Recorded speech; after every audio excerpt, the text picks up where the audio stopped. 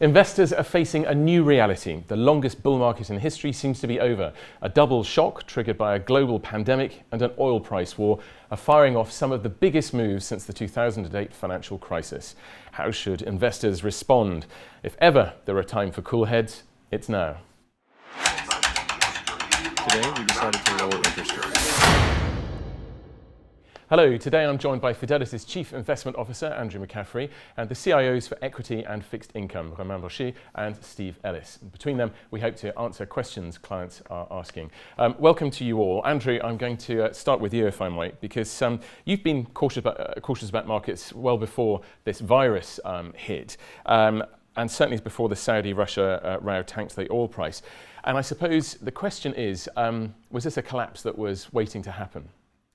So I think there was a high level of complacency as we came into in terms of what the expectations around earnings, around the growth profile, and really the sort of bar that had been set for those expectations.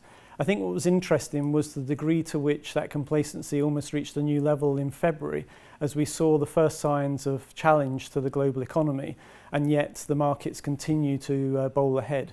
So I think that the opportunity for some resetting certainly was there anyway. That's a nice way of putting it, an opportunity for resetting. It's looking pretty spectacular though. Where are the main flows? So I think that the important thing to bear in mind so far has been how much we've seen hedging of exposures. And some of that is down to the challenges around liquidity in some of the underlying markets and securities. And so you've seen a lot of flows in synthetics, into futures, into over-the-counter type trading, just to try and give some management to those exposures over a recent week or two. Now the real challenge as we look ahead is how do we see positions play out as you start to think about, do you want to maintain exposures overall and therefore have to unwind some of the underlying. At the moment, I think what has been very encouraging is the fact that we've seen actually little panic. So a lot of hedging, big volumes going through at times, but not really the sort of panic that one might expect given the price action. And not the big position changes, as you're saying, Romain. Is that something you'd agree with? Definitely, despite a new volatility regime, we are not facing a panic movement. So clients are remaining reasonably quiet. This is a very good news, even if, yes, we are facing a new investment regime because now we have to price a recession. And how is it different? We'll come to that in a minute, of course, but how is it different to previous crashes? Because you're talking about the synthetic side of things, we've got algorithmic trading, there's much more indexing than there was before. What sort of impact are they having? In fact, why don't I ask you, Steve? Yeah, so I think that's the key thing here. It is different because this time we do have more ETFs, we do have more algo trading, gamma hedging, for example. So a large part of what we've seen, the moves that we've seen, have been driven by an unwind from the more technical side, and we know that the liquidity position is very lopsided in markets in that since the financial crisis there's been regulation put in place where the counterparties, the sell side banks, effectively have much lower tolerance in terms of their balance sheet to warehouse risk, and yet there's been huge amounts of money which has gone into financial markets through ETFs, through mutual funds and so on. And so there's always a risk when you do get an unwind is that there's no counterparty there, no one to give you a bid to get out of this stuff. And I think there's been a confluence of events which have really triggered something of a, liquidity really has just come to a standstill in the last few days. So how are you and your team, how are they managing this liquidity problem? Well, I think the first thing is that when you're managing portfolios, you have to make sure that you're running adequate levels of liquidity, meaning cash equivalents and so on. We also monitor within the funds the relative liquidity position. There's many different ways you can measure the liquidity in a fund, but we use things like liquidity cost scores, how long it would take to trade a certain portion of the fund at a certain transaction costs and so on. So every single day we're monitoring this, but the key thing that we're doing is making sure that we have the conviction in the fund, maintaining high levels of liquidity, so that as and when these markets do stabilize, we are in a position where we can take advantage of this dislocation.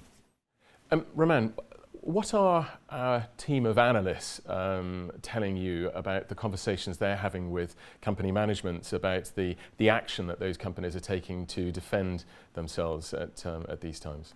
I think the bizarre thing is that people were prepared to manage scarcity, and the crisis, the perfect storm, came from something abundant, oil. So this oil shock is really the perfect transmission mechanism from the coronavirus outbreak to the real economy. Because oil is not only impacting oil as such, it's impacting, of course, oil-related names, but it is impacting credit, because oil is a significant chunk of the credit market, oil is impacting FX, and oil is also impacting the real economy because it's a significant, and by the way, positive shock for the consumer, because it does, of course, bring more purchasing power for the consumer also. So just on that, I think it's an important point that also we're seeing a very interesting development, even in the very short term, between what's happening in Asia and in China, and the ability for, in some ways, for them to be getting sort of post the worst of the virus impact, now getting a positive impact from oil as they are those who are import, and to give that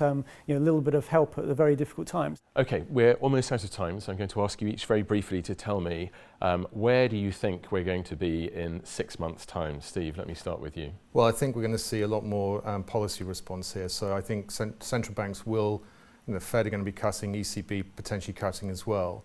So I think that's going to, but it's going to be fairly impotent. But I think there has to be a fiscal response here. So I do think there will be a situation where I can see further problems in the short term, more dislocation in markets.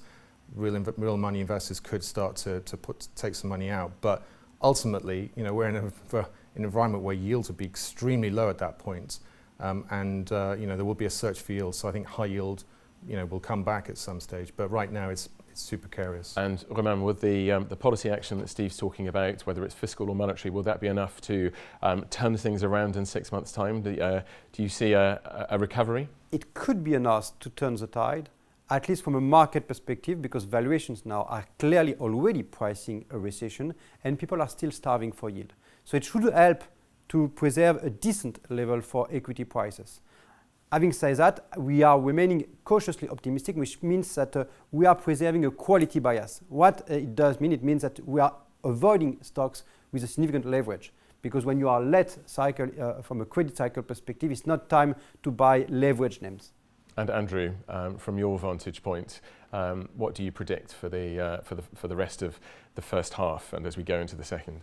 So I think it's a good point that Romain has just said around leverage, that now you're really being told that even though we've said for some time that late cycle is going to be a dangerous place, I think it's been highlighted that you really do want to be focusing on that quality.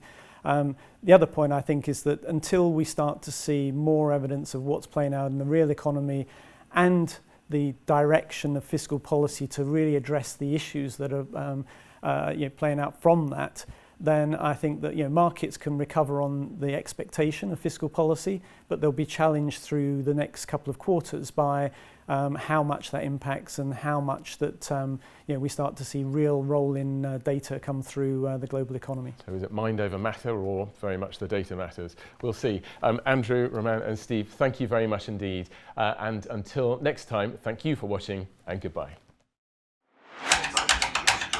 Today, we decided to lower interest rates.